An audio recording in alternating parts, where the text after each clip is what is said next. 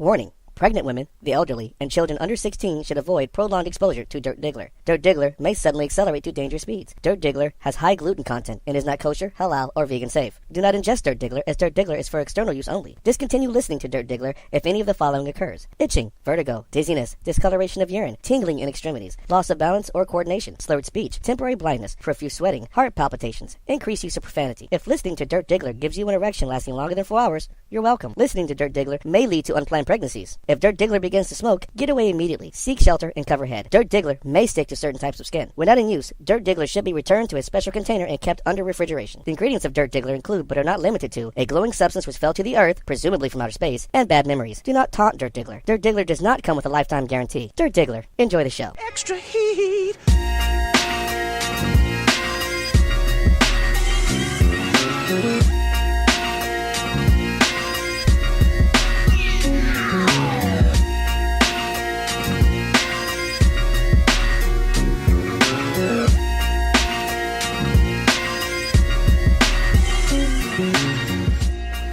Once again, it's me, Dirt Diggler, the dirtiest Diggler to ever Diggler. If a dirt could Diggler, I've got that in there now. I'm going to trademark that somehow. I'm going to be like Kirk Cousin with that lame ass. You like that? I'm going to be like that, except it's going to be, the dirtiest Diggler to ever Diggler if a dirt could Diggler. So it's been about 2 months since I last did a podcast, and some of y'all may be wondering what happened.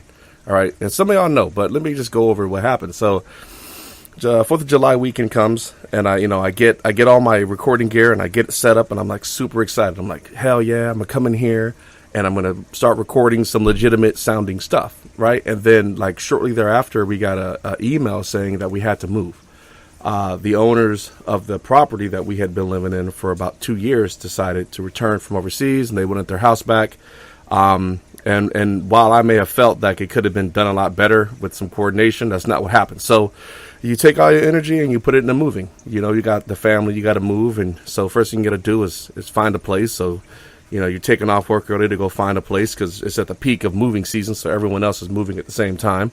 But so you finally find a spot and you move in and do all the things, and you got to unpack and get everything set up. And so you got to put together beds and couches and whatever other stuff you got to put together.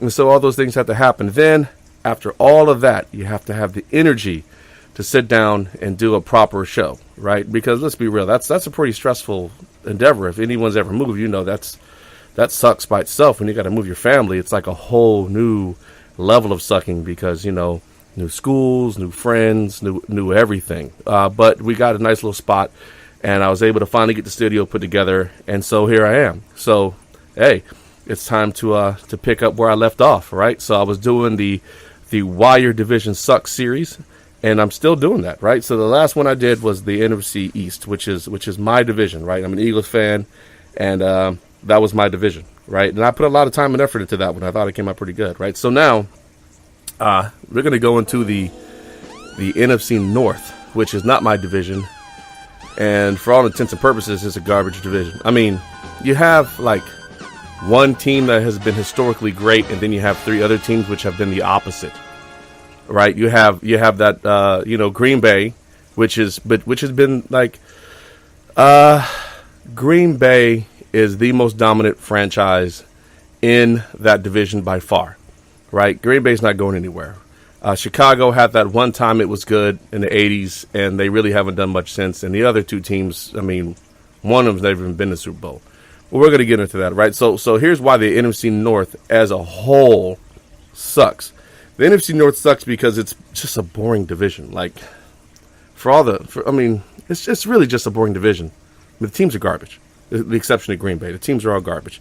And while you can, like, the ownership is bad, right? But that's not like Dan Snyder, Jerry Jones level of bad. Like, those are individuals who are just terrible, terrible owners. But, like, their ownership is bad in a different way. It's like, it's hard to really put into words, but like they all engage in like public funded stadium bullshit, and like just the ownership group is just terrible. And I'm including Green Bay in that. Right? So like the collection of owners, while not one is above and beyond, the 4 owners. Well, if you want to say 4 owners, the 4 ownerships are just terrible and intolerable. Somehow this division still has the nickname of being the black and blue division. they should relinquish that name. No one should ever refer to the NFC North as black and blue anymore, because everyone passes now, and none of those teams have a dominant running attack or outstanding linebacking or any of those things. So, like, what would typically be considered to be bruise-inducing, these guys don't really do very well. So, whatever. Another reason this division sucks is because Detroit is a part of it. And we'll get to the peculiarities as to why Detroit is a terrible place and a terrible franchise later on in the podcast. But so let's lead off into Green Bay. Let's start off with, typically I go alphabetical, but not today. I'm going to start off with Green Bay because after that it's just, they're good, and then everyone else is just terrible, right? So Aaron Rodgers, their quarterback in Green Bay, is genuinely a football genius. He's really good at what he does, but his head coach is garbage. Shoot, Mike McCarthy is trash. And I think Aaron Rodgers is the only reason this guy's still employed. Like, could you imagine Aaron Rodgers having a coach of consequence? Could you imagine him having like a Belichick or someone who really does know how to utilize a quarterback skill set to his potential and all the other things? Could you imagine like a Pete Carroll over there or just any other good coach being in, or like a Dungy? We can just bring Dungy back. Could you imagine Dungy leading that Green Bay team with the amount of talent they have at the quarterback position, the amount of Super Bowls they would win? It's ridiculous. But, he's their head coach, and they're terrible. And also their fans. Like, I know I trash on the fans like every podcast, and that's part of the lore of a football team is its fan base. But that's the oldest fan base on the planet. I don't mean like they're tenured. I mean the individuals themselves are ancient. Like, if you were to go over the AARP membership rolls and the Green Bay fandom, I'm pretty sure there'd be a good overlap to where 70% of Green Bay's fans are AARP members. These are the guys, these are the folks that are at the games knitting quietly, and they will tell you to quiet down if you get a little too excited in that stadium. In that frozen freaking turd ice bowl of a stadium, they will tell you to quiet down, right? So the Packers also have a history of success in the postseason. But let's be real, their ride to the postseason is a bit cushier because they play those three other teams in the division. It's really bad. It's like, I want to say it's similar to the AFC East in that the Patriots have been dominant for the last 10, 15 years in that division. But see, the Patriots have always dominated that division. Like, there was that one time where the Bears were good, and maybe that one time where the Vikings were good. But really, those were more off years for Green Bay than good years for those other teams. And I'm going to take that away. I'm going to say that. Like, Green Bay has owned this division for decades, and it shows no signs of letting it go. The other teams are just kind of there to collect money and build new stadiums, I guess. I don't know what they do. And I mean, those three teams are they're shit. I mean, the NFC East is garbage, but it's like a round robin of garbage, like a carousel of trash. Like, who's going to be the least horrible this year? NFC North, who's going to take the division. It's freaking Green Bay. That's it. It's Green Bay. I mean, having Brett Favre follow up with Aaron Rodgers. I mean, Brett Favre played in Green Bay forever, and he was pretty good. And Aaron Rodgers is going to be playing for a while, and he's pretty good. It's just Green Bay is not letting go of that division. Another thing, Eddie Lacy. So which Eddie Lacy are we getting this year? Are we going to get fat Eddie Lacy or skinny Eddie Lacy? I don't know. I'm partial to fat Eddie Lacy because he just made people angry, so that made me happy. So, when Eddie Lacy figures out what he wants his body count to look like, I'll be happy for him. So the thing about the city /town/township/ village of Green Bay is that a lot of its residents think they own this team. If you ever meet one of these people, do me a favor. Ask them how much their shares earn them, right? Because that's the big thing, right? Green Bay is owned by, the Packers are owned by the city of Green Bay, by the residents of Green Bay. And all of these guys got their certificates in their wall. Oh, I own part of the team. Yeah, when's the last time you voted on something, buddy? When's the last time the shares made you some money? Just if you could answer that for me, I will acknowledge your ownership of something. Until then, it's just a piece of paper on the wall. You don't actually own anything, and I'm not going to let you say you own anything. And another favorite, and this is not really exclusive to Green Bay, but it's particularly strong in Green Bay, is that if you're a white dude at a skill position, you're automatically a fan favorite. Period. You're a fan favorite. Like Kuhn, what's his name? Jonathan Kuhn.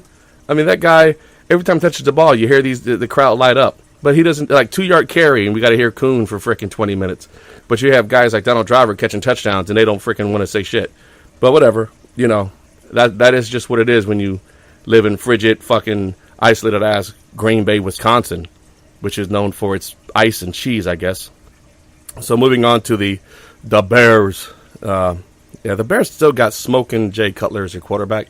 And if you you guys, if you don't know much about Jay Cutler, I would suggest you give him a good Google, because he is an interesting individual. He's a anti-vaxxer, right? So he's one of those folks whose wife decided that vaccines cause autism and retardation and all these things, these bad effects to your kids, and he jumped onto it.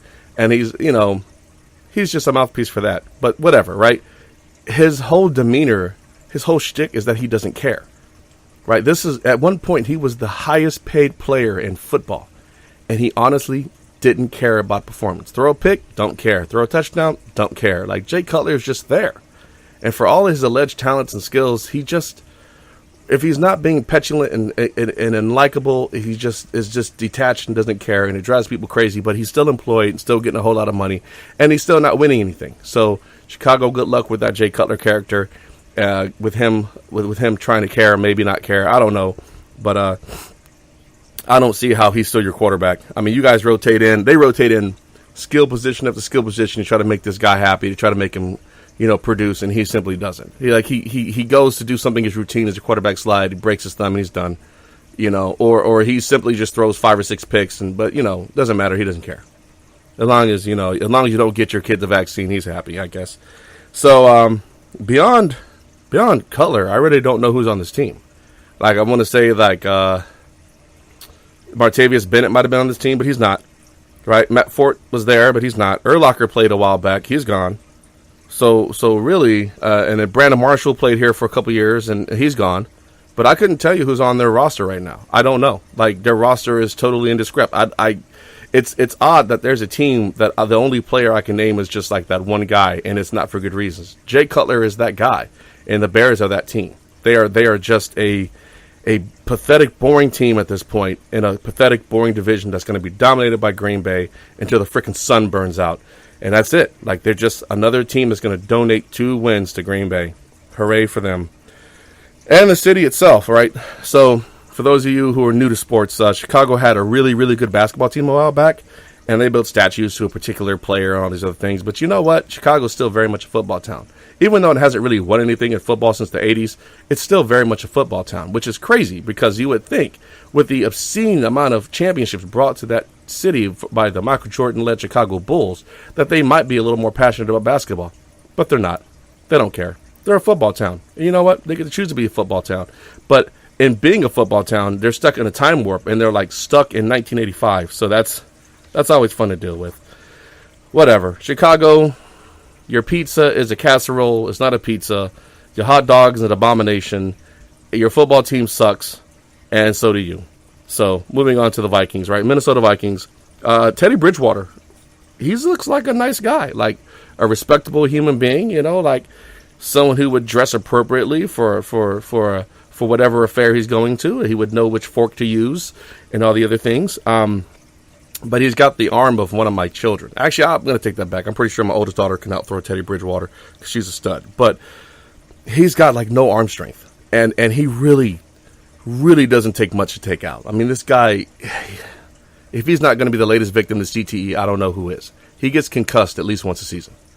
Like, because he's such a small guy. He's only been playing for a few years, but I want to say he's had a concussion in each of his seasons. So Teddy, as nice as he is, he probably should hang it up, man. I mean, and he's a smart guy. Like, he's one of those, like, Chad Pennington type throwers where Chad didn't really have a cannon, but he had good ball placement and he was smart, but at the same time he was always injured.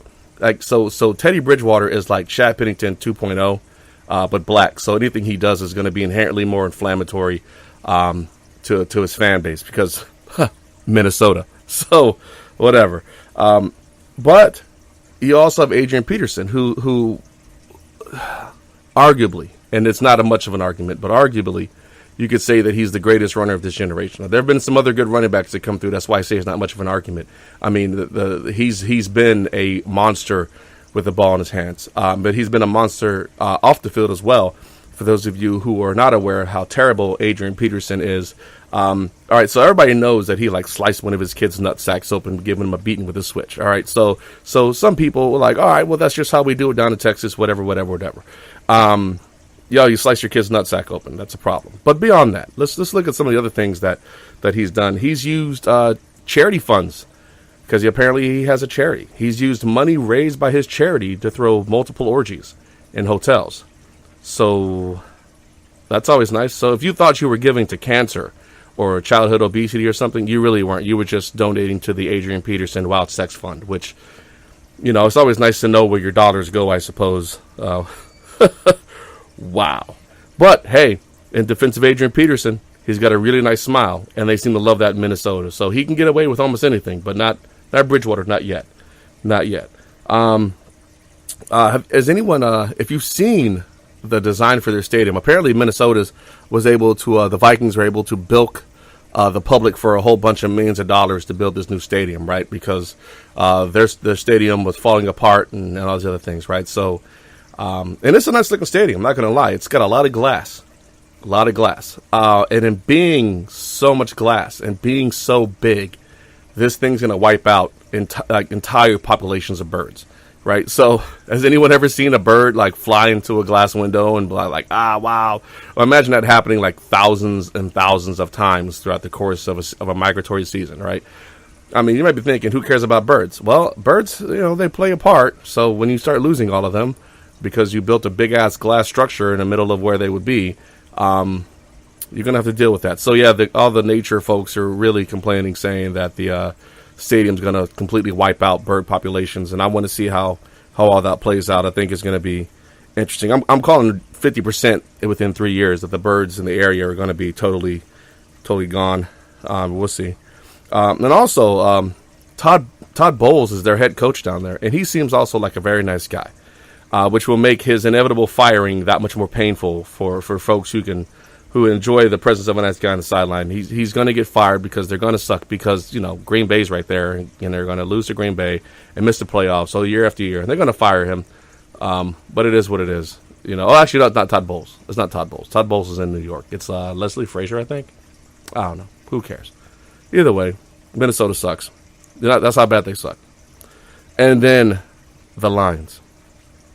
So the Lions have the distinct honor of having had two generational talents, two of the best to ever play, retire early from their team. I mean, it was bad enough that Barry Sanders retired early, which allowed that turd sandwich, Emmitt Smith, to snatch the rushing title, right? It allowed Emmitt Smith fans to say, oh, Emmitt Smith's the greatest, look at his yards. Yeah, Emmitt Smith's freaking slogged his way to them yards behind the most dominant offensive line that had ever been seen. But you look at Barry Sanders, and if you ever watched him play, he was just an electric player. I mean, he was phenomenal. I mean, you couldn't tackle him in a phone booth. I swear to God, he made people miss, and he changed directions in ways that didn't seem physically possible. And you know what? He retired healthy and early because he was so depressed because he was stuck playing football in Detroit. So we fast forward a couple decades, and you get someone like Calvin Johnson, Megatron, right? The guy is such a monster. He got a nickname issued to him as a cartoon robot villain. He didn't just come out of college and go, I'm Megatron. People gave him that name. I mean, you got to think, if you're a football player he's a nice guy. Calvin Johnson's a really nice guy. But if you're the bad guy, you got to think of what you're doing. And he was the bad guy. And he retired early. He retired early because he didn't want to play football in Detroit anymore. And honestly, having watched Detroit play football for a number of years, I understand why.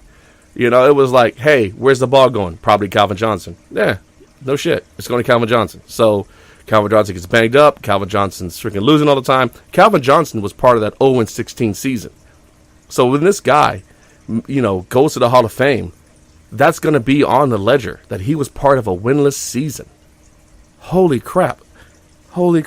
So Detroit's got that good. It's got that distinct honor. And really, as much as I make fun of Cleveland, I mean, I think Detroit is a much sadder team at this point because it just seems like while Cleveland's trying to do something, they're not putting the effort into it. I mean, it's different to try and come up short than to not even try and just run off. And it's just disgusting. But then you have, in recent years, you've had Matthew Stafford over there, and he decides that he's going to throw every pass at 150 miles an hour. 10-yard out, throwing the ball at 150 miles an hour. Post pattern, throwing the ball at 150 miles an hour.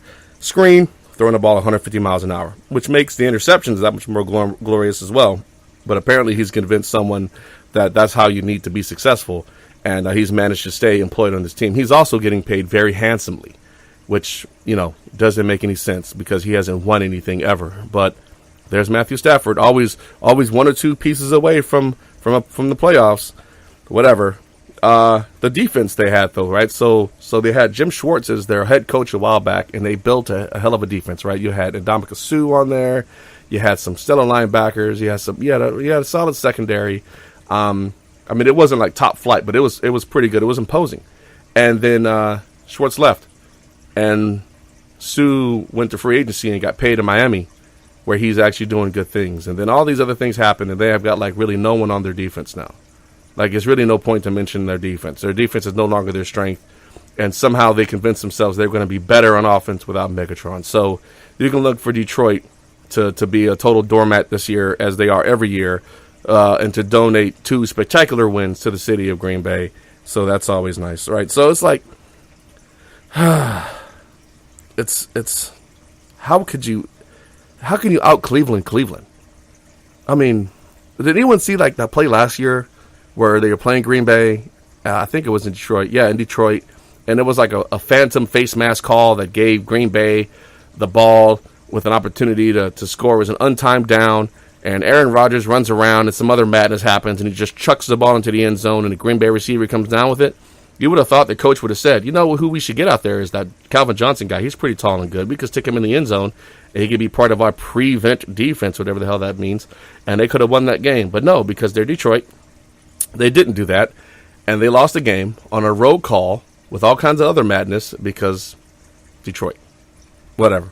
So now, we're done talking about why the teams suck. I mean, because really, the division's pretty boring, and it doesn't gather much attention from anyone outside of the fans that live in that particular city, and that's only so they can loathe themselves. And then you have the Green Bay people who loathe everyone else, but very quietly and classy, I guess. So let's talk about why there's hope, right? So like I said, Green Bay is going to own that division till the sun explodes. You can rest assured. If you're a Packers fan, just know that there's no real threat for your division dominance. You would need to have your airplane crash en route to the game, and I wouldn't say your scabs will probably still outplay the rest of this pathetic division. Chicago, it might draft someone at some point of consequence, but I don't see that happening anytime soon. As long as the current front office is what it is, they're not going to really do anything. The Vikings, however, have some talent, and they could make some noise, but I think their quarterback's too fragile to really do anything. And Peterson, though, I mean, he can almost carry that team on his own if he's not in trial. So we'll see. I mean, I think the Vikings are always kind of close. They're always second or third behind Green Bay, but we'll see how they do. Good luck to Teddy Bridgewater and his team in the postseason, regular season. I hope they actually do beat Green Bay. I'd like to see someone other than Green Bay come out of the NFC North. And the Lions are hopeless. Right, so there's some franchises that are snake bitten. You have, I'd say the Browns are snake bitten. The Browns are snake bitten to a point, right? I mean, yeah, their leadership, their ownership is incompetent, as is a lot of ownership. But a lot of terrible things just happened to the expansion Browns, because the old Browns left and they went to Baltimore, where they won 2 championships. So it may be the city. Well, it can't be the city because LeBron just drug a championship into the city in the NBA Finals over the heavily favored Warriors. But the expansion Browns just seemed like things just happened to them. You get a Josh Gordon on your team. He only plays for 2 seasons before he's suspended for another 2 for substance abuse, and which is nice, right? Because he's back now, and he's not really in game shape yet, but he's still, he's still a force, and but he's got an RG3 throwing him the ball, so we'll see how that works out. I'll talk about that. So, speaking of which, so I watched the Week 3 preseason game for the Browns, and I watched RG3 get ragdolled for the whole freaking first half. They couldn't protect him. So if you are a Cleveland fan, just know that your quarterback will be out of commission by Week 4. Just thought I'd let you know that. So that concludes why your team sucks. Now what I did is, because I've been out of the loop for so long, right, and I haven't really done a lot. I'm just going to go over a couple of random sports related musings, right? So RG3 is in Cleveland. RG3 is trying his best. RG3 is hooked up with Josh Gordon for touchdowns, but RG3 is going to die a horrible death because RG3 is fragile and that line is not put together well enough to keep him alive. And that's just going to be how that happens. So whoever's on the bench, second string behind RG3, had better get their stuff straight because you're going to be playing sooner than later. Now, the comfort of that is at some point during the season, Josh Gordon's going to be available, and he'll hopefully be in better shape. And so you'll be able to really utilize his talents because he's a hell of a talent. I was actually hoping my Eagles made a play on him to bring him on with some kind of trade because I was ready to eat that suspension because the Eagles receiving core is trash. And speaking of the Eagles receiving core, Dorian Beckham Green was brought in on a trade with the Titans. Apparently they didn't like the way Beckham Green was practicing or putting his effort. So they let him go and a trade for Dennis Kelly, who was like a second, third string offensive lineman, right? So cool, thanks. The guy is 6'5", 240 pounds. He's massive. He runs fast. He actually works pretty hard, but the issue with him was practice ethic and whether or not he could grasp a playbook. So hopefully under the current coaching staff, they can really get him, involved in the offense and get him to learn the playbook and other things because I think he can do good things. I also got a chance to watch a couple of Eagles preseason games. The Eagles defensive line looks good. The offense looked anemic until week 3, but then again, it's the preseason. And trophies aren't handed out in the preseasons. If you'd have watched the Eagles preseason last year, you'd have thought they were going to the Super Bowl. But if you watch the regular season, you know good and damn well that's not what happened. So while I'm excited about the preseason, my biggest concern is that folks make it through the preseason with most of their roster intact because you had a lot of players just blow limbs out. In fact, the Patriots just had Ben Watson blow his Achilles in the preseason on a routine play. Nothing spectacular. He was running and he tripped over somebody and freaking boom, he's down. And they took him to the locker room and sure as shit, his Achilles tendon is torn. So he's done for the season. So, Baltimore, being that I live in the area, Baltimore ripped out their turf and put in natural grass because they felt that the natural grass would help alleviate some of these injuries because last year they lost a lot of key players, Flacco, Suggs, everyone to injury. A lot of it was lower body injuries. So they figure, if we put natural grass in, the grass will give and these guys' tendons won't shred. But here we are, 3 weeks into the preseason, and they're still losing players to lower, body injuries. So I don't know what's going on with that. Benjamin Watson wasn't necessarily young, but I didn't see anything. There was no hit. No one really tied him. It was just one of those freak accidents. So for the sake of the players there, hopefully nothing really bad happens to the rest of the team. But it's football, so you never know. It's a contact sport. Things get broken. People get concussed. Oh yeah, speaking of broken, so Tony Romo's got another fracture in his back. So. All right, so I'm an Eagles fan. Everybody knows that, right? And as by default, I hate the Giants and the Cowboys and the Rams.